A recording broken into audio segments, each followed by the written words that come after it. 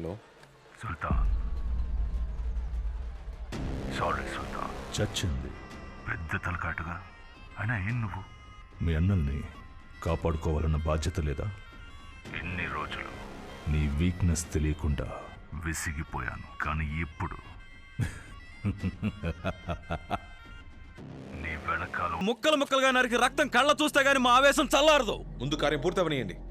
ఇప్పుడు ఏం వద్దు, వెళ్ళండి. ఏం వద్దా అంటే అన్ని మూసుకొని కూర్చోవాలా? మళ్ళా ఒకరు ఇప్పుడు మనతో లేరు. వాడిని నరికి పోగులు పెడితే గానీ మా ఆవేశం చల్లారదు. నరికేస్తే ఆయన బతుకొస్తారా? నువ్వు ఏంటన్నా పిచ్చోడ్లో మాట్లాడతావు? వాళ్ళు తీసుకెళ్ళు, వెళ్ళు. కుదరదు సుల్తాన్, కుదరదు. ఆడు సచ్చాక ఇక్కడ శవాన్ని తీసేది. పోండి, వెళ్ళి నరుకోండి. ఎంతమందిని నరికి మారేస్తుంటారు. వాళ్ళకి అన్నదమ్ములు ఉండరా? కుటుంబాలు ఉండవా? ఈరోజు మీలో ఒకటి పోతే ఆవేశం వస్తుందే. ఏదైతే మనం చేస్తామో అదే మనకు తిరిగి వస్తుంది. ఇక ఈ కథలు మేము వినం. మనలో ఒకడిని వాడు చంపేస్తే వాణ్ణి చంపకుండా వదిలేయాలా? మమ్మల్ని ఆపి ఉపన్యాసం ఇస్తున్నావు? ఇదంతా నీ వల్లే. ఆ రోజే మమ్మల్ని వదిలేసుంటే వాణ్ణి వేసేస్తే ఈరోజు బాయ్ చచ్చేవాడా? కాశీ వద్దు. మాలో ఎవడు చూస్తే నీకేంటి? నీకీ ఊరు ముఖ్యం, ఆ అమ్మాయి ముఖ్యం. మేమంతా నువ్వు విదిల్చే మెతుకులు తిని నీకోసం పనిచేసే కుక్కలం కదా. ఒక అమ్మాయి కోసం మన గ్యాంగ్నే పనంగా పెట్టావు. ఇంకా వీడి మాటలు వినాలా? రండ్రా. వద్దు వద్దని చెప్తున్నాను. ఎన్నిసార్లు చెప్పిన అర్థం కదా నీకో? మళ్ళీ మళ్ళీ కథలు తీస్తారు. చెప్.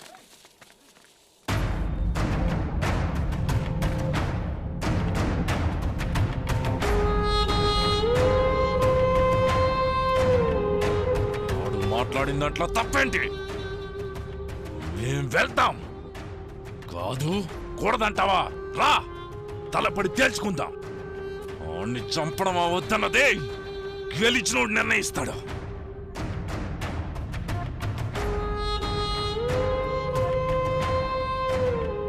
ఇక్కడ ఓడినోడు గెలిచినోడు చెప్పినట్టేనాలే.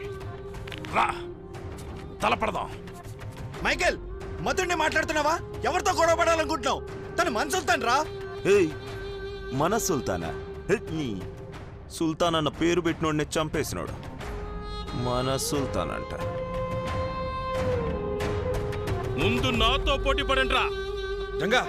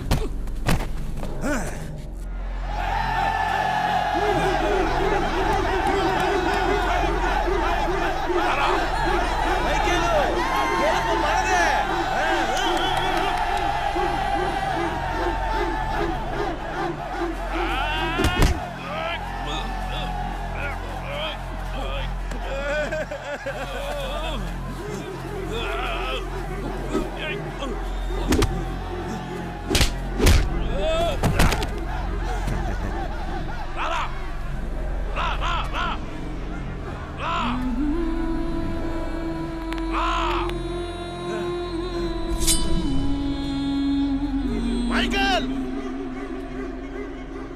త్వరగా ముగించు, బయలుదేరదాం.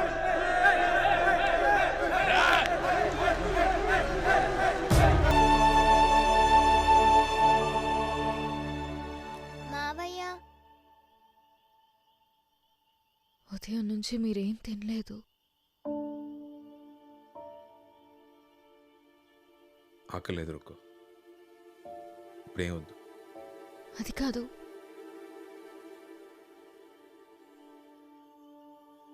రా పాప వెళ్దాం.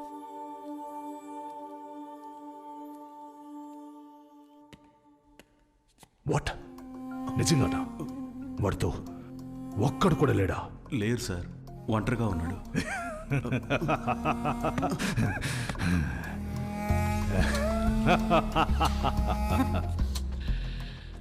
My time has come.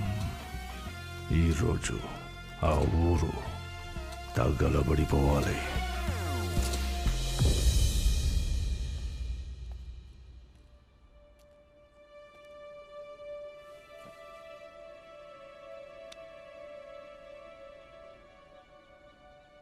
మిమ్మల్ని వదిలిపెట్టి వాళ్ళు బతకలేరు. తప్పకుండా మళ్ళీ వస్తారు. నేను అసలు మా అమ్మ మోహన్ చూడలేదు. వీళ్ళే నన్ను పెంచారు. ఈ చేత్తోనే వాళ్ళని కొట్టాను. వాళ్ళని అలాగే వదిలేసిన ఆయన బతికుండేవాడు. నేనే వాళ్ళని మారుద్దామని ఏదో ఇలా అంతా అయిపోయింది.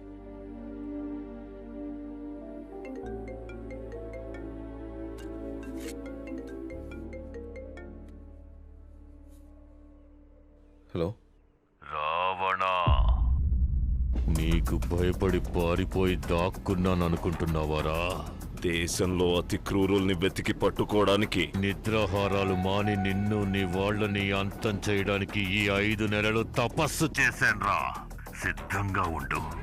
ఆ భూమి మీద పుట్టిన పిల్ల, జల్ల, ఆడ, మగ అందర్నీ కాలుస్తాను లేదా కప్పడతాను. రేపు పొద్దున్న కల్లా ఆ ఊరు ఉండదు. నీ మెడకాయ మీద తలకాయ ఉండదురా. నీ అబ్బ వస్తున్నాడా?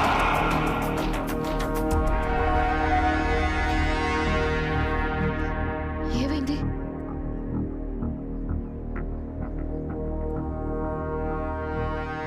బాబు, నీతో పాటు వచ్చిన వాళ్ళు లేరు. నువ్వు ఒక్కడివే ఏం చేయగలవు చెప్పు.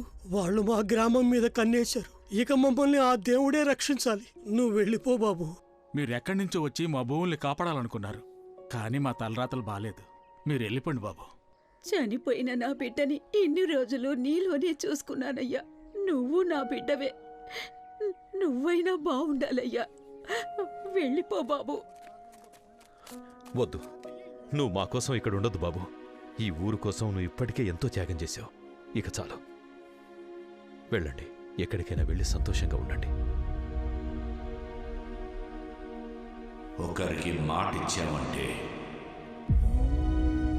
ఆ మాట నిలబెట్టుకోవడం కోసం మనం ప్రాణమైనా ఇవ్వచ్చు, ఎందరి ప్రాణాలైనా తీయచ్చు.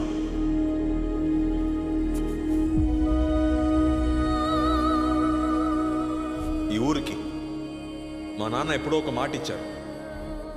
ఈ మట్టిని, ఇక్కడ మనుషుల్ని కాపాడుతానని.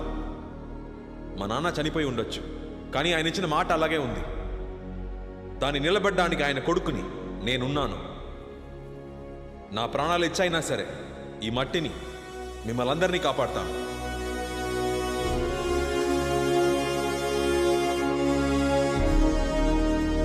ఇది ఊరు మీద ఒట్టు.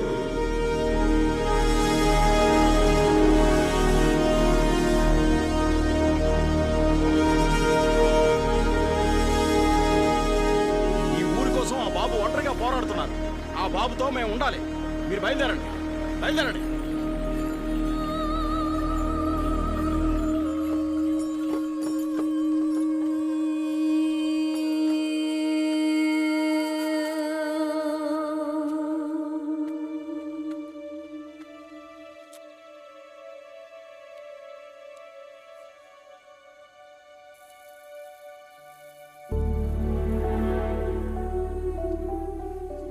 నీ కోరిక ప్రకారం ఇక్కడ మొలిచిన ధాన్యంతోనే మన పెళ్లి భోజనం పెడదాం.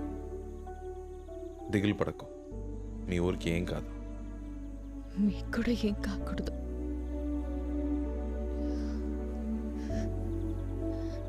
ధైర్యంగా వెళ్ళిరా.